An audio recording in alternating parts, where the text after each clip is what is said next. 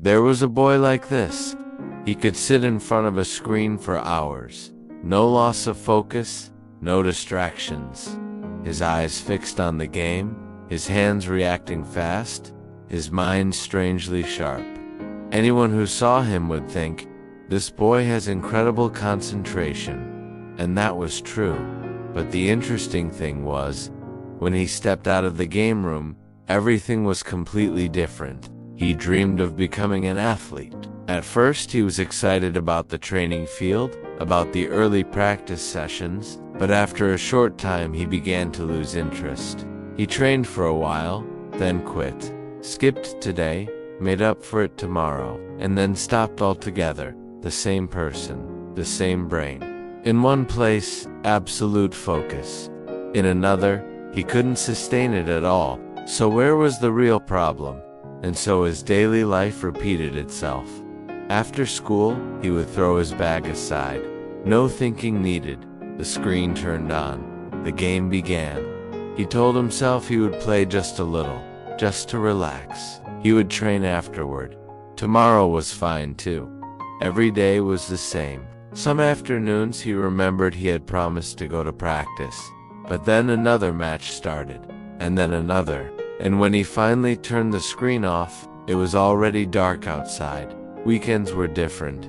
On weekends there were gaming tournaments, friends, excitement, the feeling of winning. Training was skipped again. It was okay, he thought. He was still young. He didn't need to be serious yet. No one pushed him, no one blamed him. Everything felt comfortable. It was just that.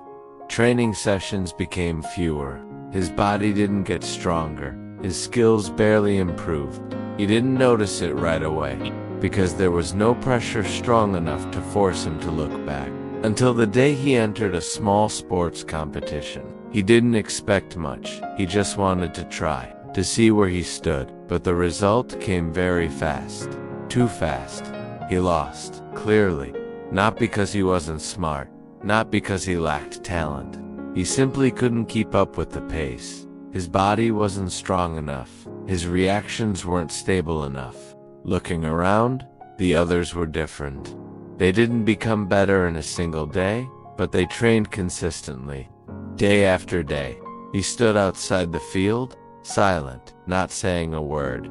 That was when he sat down alone. And for the first time he didn't blame the game. He didn't call himself lazy either. He thought only one thing. Maybe he had been focusing a lot, just on the wrong place. After that failure, he didn't say much. He quietly returned to the training field one afternoon. The coach was already there. He thought he would be scolded, blamed for being lazy, or at least told to quit gaming immediately. But none of that happened.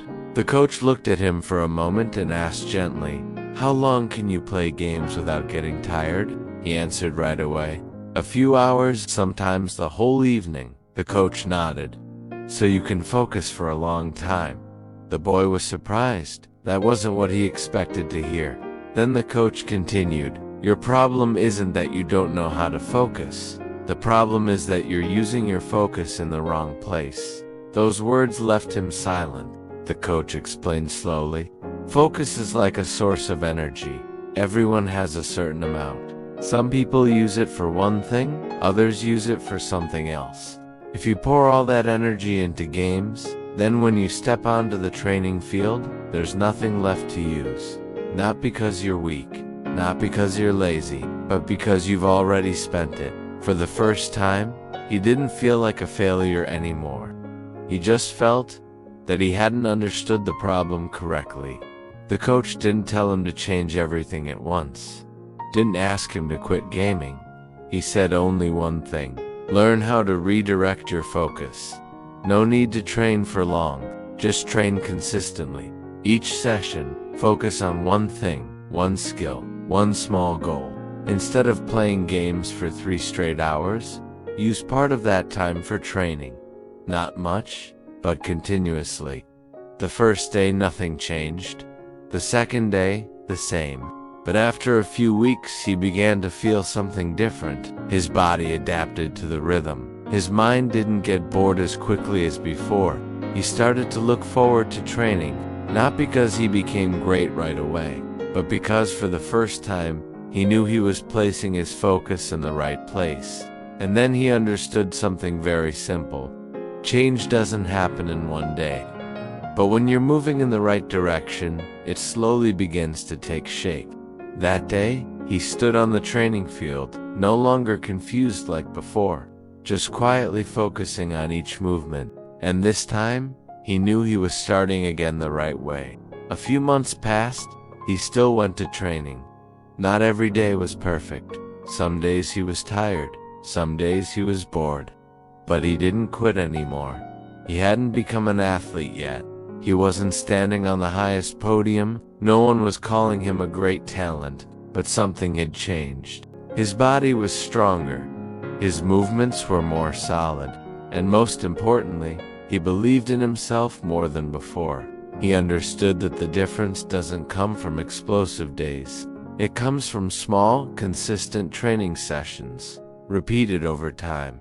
From choosing the right place to put your focus, games were still there, but they no longer took everything. And he always remembered what the coach had said.